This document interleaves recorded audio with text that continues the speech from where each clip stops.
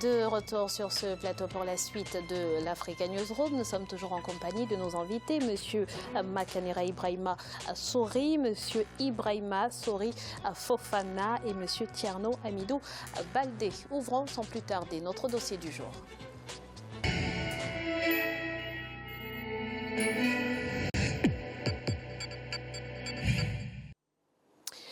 Il était recherché depuis plus de 7 ans. Le commandant Aboubakar Sidiki Diakité, reconnu sous le nom de Toumba, est aujourd'hui incarcéré à la maison d'arrêt de Conakry sous haute sécurité. Extradé par les autorités sénégalaises vers son pays d'origine, il nie en bloc les accusations portées contre lui. Ses avocats réclament désormais une mise en liberté provisoire. On fait le point tout de suite dans ce reportage de notre correspondant Emmanuel Miimono. On en parle juste après. Au lendemain des massacres du 28 septembre 2009 et sa tentative d'assassinat du chef de la junte Moussa Dadis Camara le 23 décembre de la même année, la tête du commandant Aboubakar Sidiki Diakité est mise à prix. Les autorités promettent une villa et 200 millions de francs guinéens pour quiconque fournirait des renseignements susceptibles de mettre la main sur lui. Plus de 7 ans après, c'est le Sénégal qui l'arrête et le rend à la justice guinéenne. Son arrivée marque un tournant décisif dans l'affaire des massacres du 28 septembre 2009. Le 28 septembre 2009, Conakry connaît l'une des pires tragédies sociopolitiques de son histoire post-coloniale.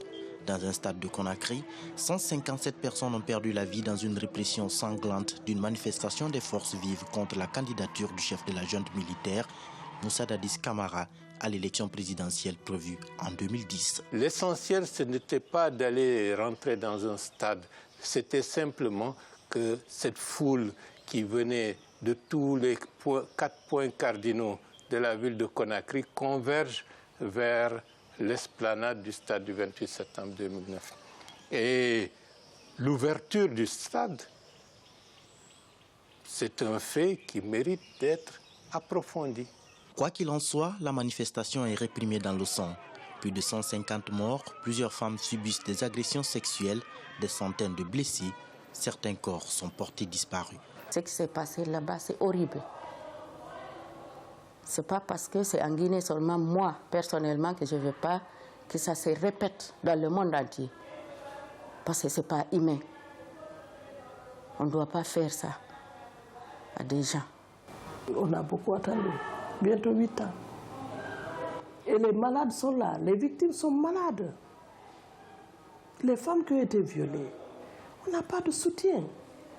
Il y a des jeunes qui sont handicapés à vie, qui ont tout perdu.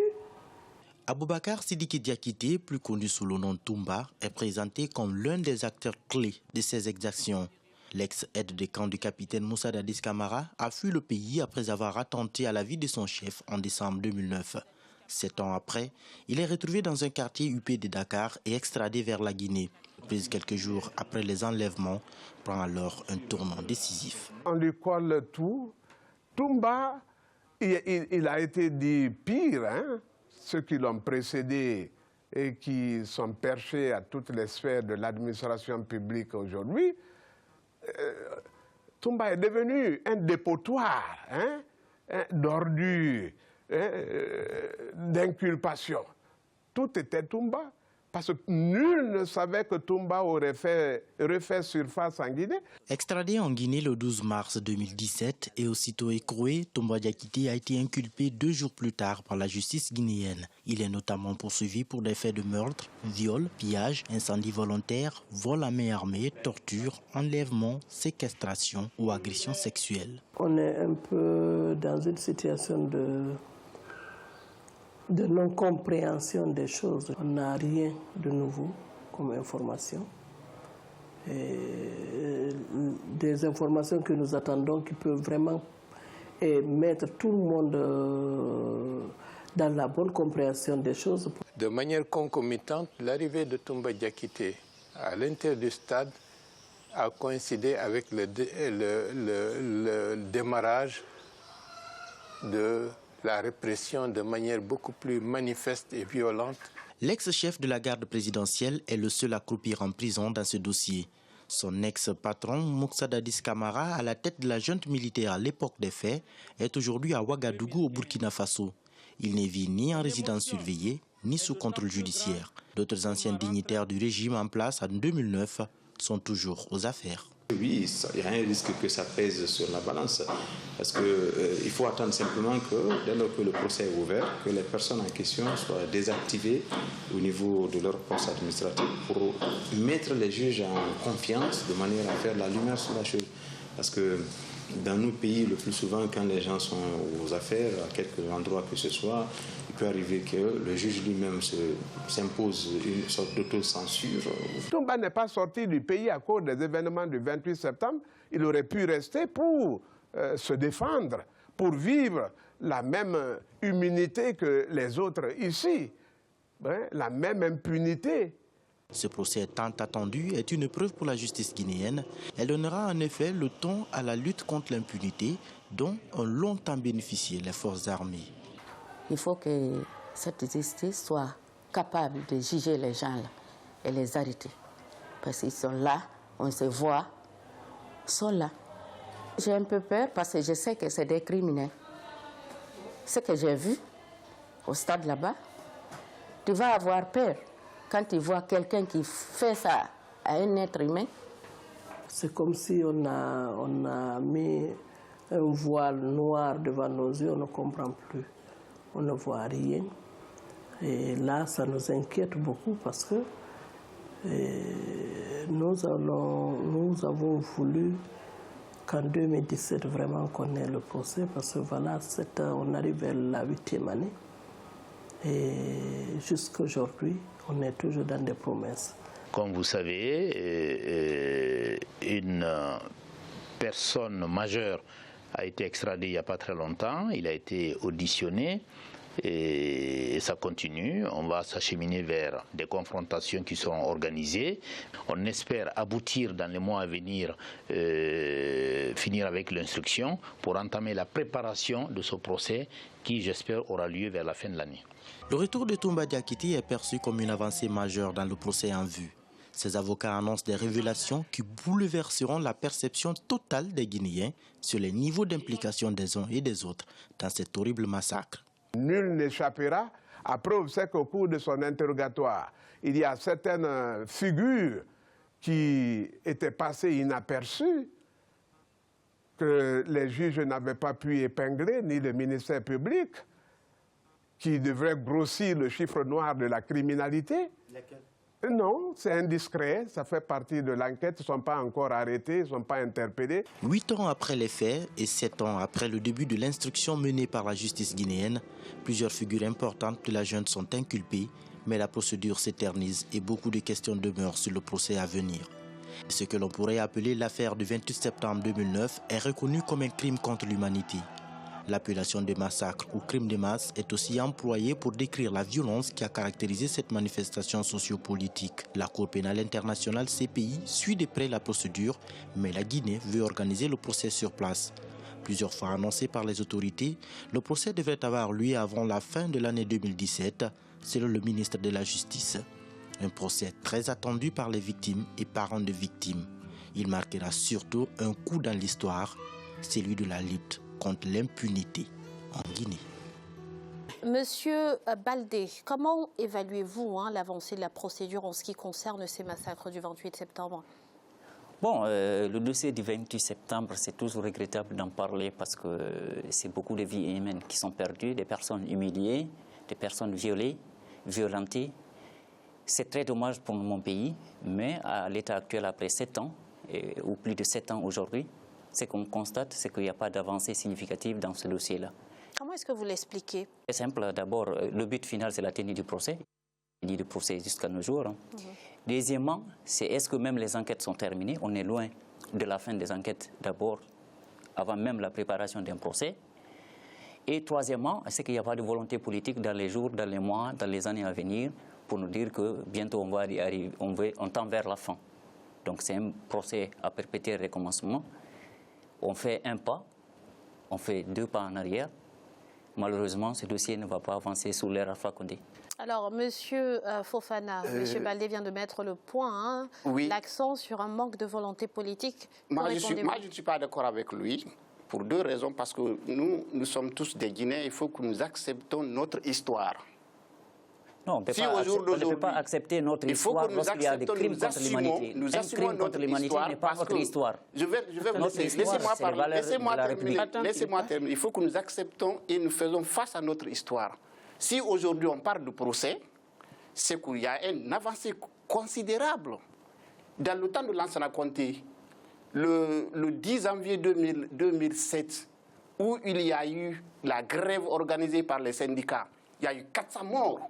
Il y a eu 400 morts, vous avez quel bilan de 400 morts? Ce dossier, il est où aujourd'hui? Vous avez quel bilan de 400 morts? C'est ce que les médias ont dit. Quelle est votre source? La télévision guinéenne dit, il y a eu 130 morts officiellement par la télévision guinéenne de Justin Morel Junior. Et ils ont dit 166 blessés. C'est que vous êtes en train de dire. Ce dossier-là, il est où aujourd'hui? C'est qu'on est en train de dire. C'est une diversion, madame. On est en train de faire une diversion. Restons concentrés sur le dossier du 28 septembre. Parce que ce n'est pas le retard d'un dossier. Alors, c'est la tenue d'un autre conseil. Les dossiers ne sont pas liés. On va le laisser finir. 157 personnes qui sont mortes. Dommage pour mon pays. J'assume, j'accepte. Nous sommes tous responsables de ce qui s'est passé. Nous ne sommes pas tous responsables. Il y en a des criminels qui sont des responsables. Comme Guinéens. Vous êtes responsable du crime? C'est une histoire qui est là.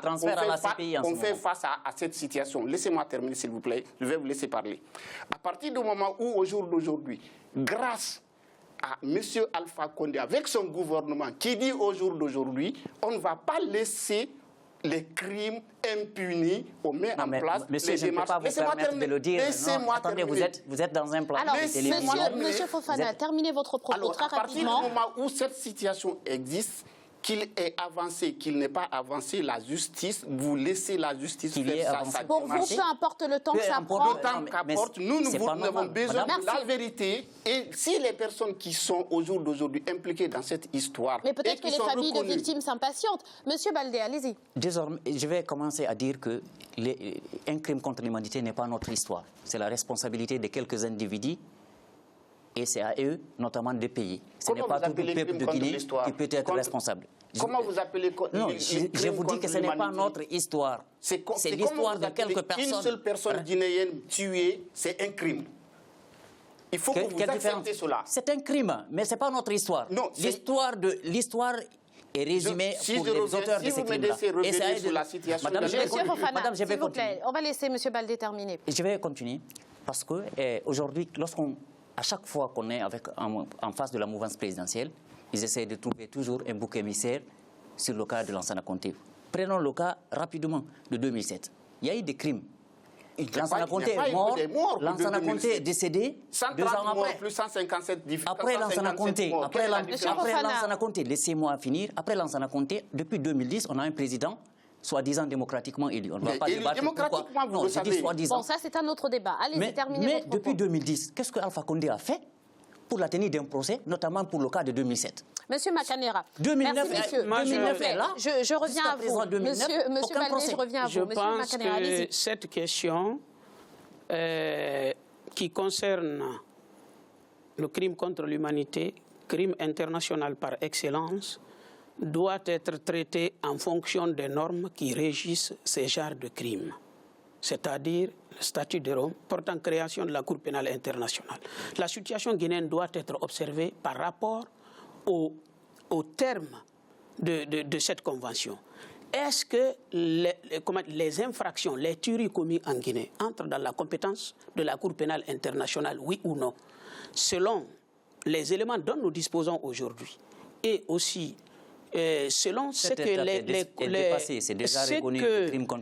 que les enquêteurs des Nations Unies nous ont dit, eux, ils pensent que ces crimes relèvent de crimes, que ce sont des crimes contre l'humanité qui d'abord sont sous la compétence des juridictions internes.